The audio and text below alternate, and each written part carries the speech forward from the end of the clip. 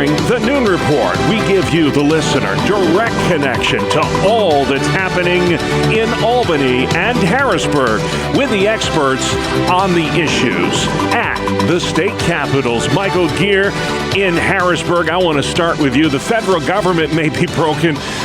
State government may be broken, but as far as we can tell, the lights are still on at the Pennsylvania Family Institute, and that is a very good thing. What's your take on all the dysfunction that we're seeing now, not just in Washington, D.C., of course, but in your state capital? Here we are 3 months officially past the due date for a state budget and still no deal. Yes, Pennsylvania, the only state in the country without a budget. Here we are in October with the budget deadline that was in June. And with the federal government shut down, there are tight budgets that are hitting county governments, especially with the state budget impasse. They're having to borrow money to make ends meet, waiting for dollars to come from the state that are not there. And we're hoping for a budget settlement sometime soon, but I don't really see that light at the end of the tunnel quite yet. Wow. Well, let's bring Jason McGuire, New York Families, in on the conversation as well.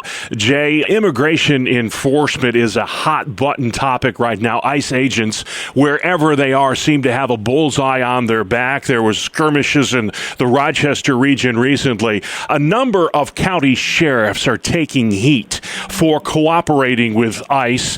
I know the sheriff of Steuben County, Jim Allard, had to deal with some protests this week for partnering with ICE when it comes to immigration enforcement.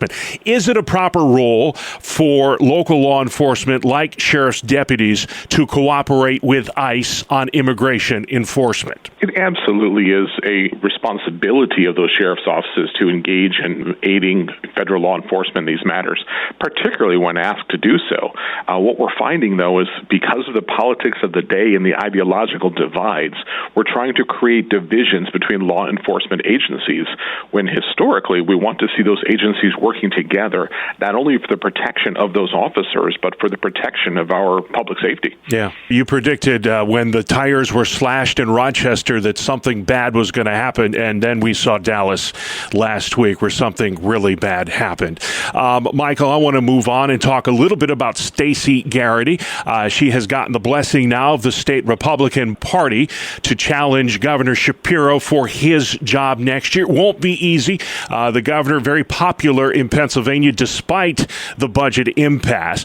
Do you really think that she is the GOP's best shot at winning back the governor's mansion next year? Well, I think the Republicans endorsed her, seeing her as a really good shot at taking out Governor Shapiro. Again, it is somewhat of a long shot given his popularity, but she is the top vote getter of any Republican in Pennsylvania history in this last election when she ran for treasurer. The fact that she is a woman, which just gives a boost, as it turns out, in polling, just being a woman on the ballot is a boost. And the positions that she's taken on issues make her, I think, a viable candidate, certainly. But that remains to be seen. We're still really early in this gubernatorial race. Yeah. Well, last year about this time, Jason, we were making a lot of noise about this thing called Proposal 1, the so-called Equal Rights Amendment that passed on Election Day, much to your chagrin. This ballot measure that would effectively change the state constitution to include more protections for LGBTQ individuals. That passed last year. When will we see the effects of that decision by the voters in last year's election? Well, I think you may already be starting to see that happen. Recently, there was a lawsuit filed by a transgender runner against Geneseo, SUNY Geneseo.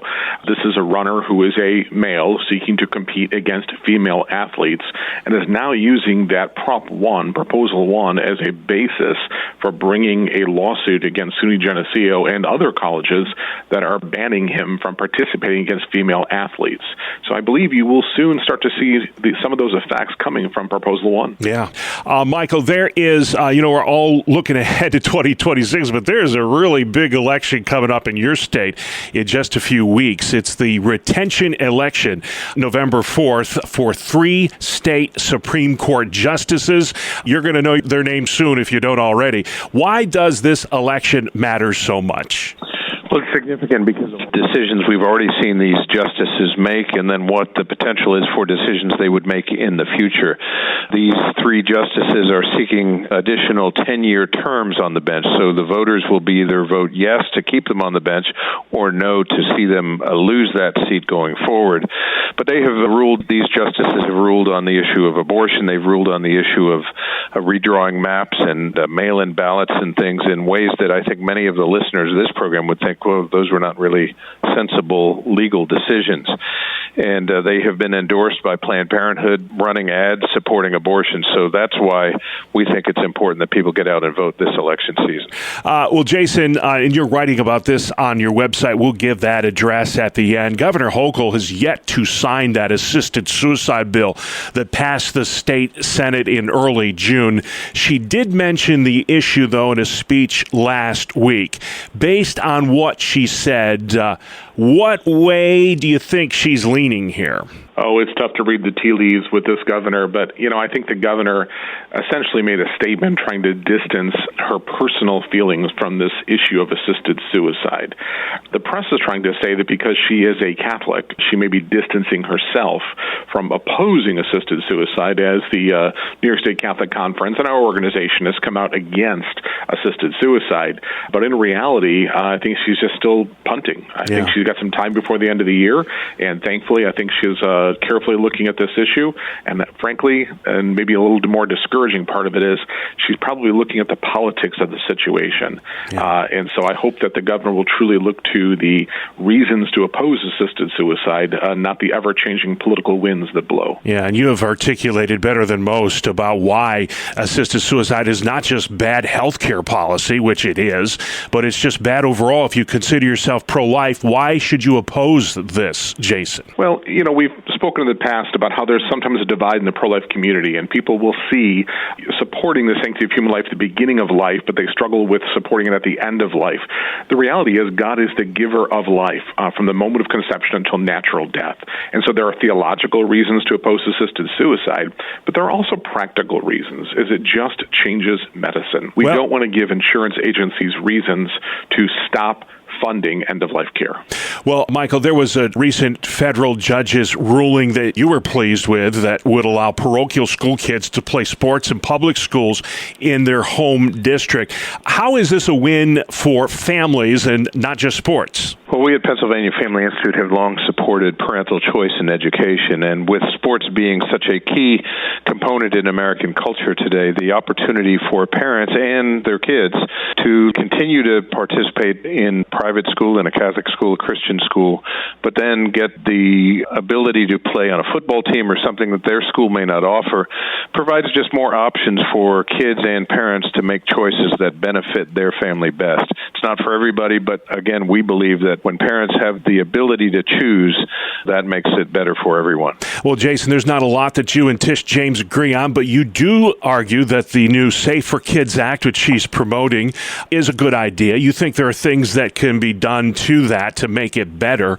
I want to ask you, what is the Safe for Kids Act for those who don't know, and how will it help address this unhealthy hold that social media has on our children? Yeah, the so-called SAFE Act, not the same as the SAFE Act of some years ago dealing with Second Amendment issues. This is the SAFE Act for kids, will actually really get to the core of dealing with how children are targeted through the algorithms on social media.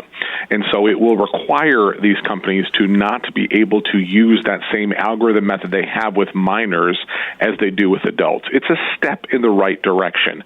We would prefer to see that there be some form of age verification really in the apps at the App Store level, so it affects every app, rather than just these limited social media options that are in this particular bill.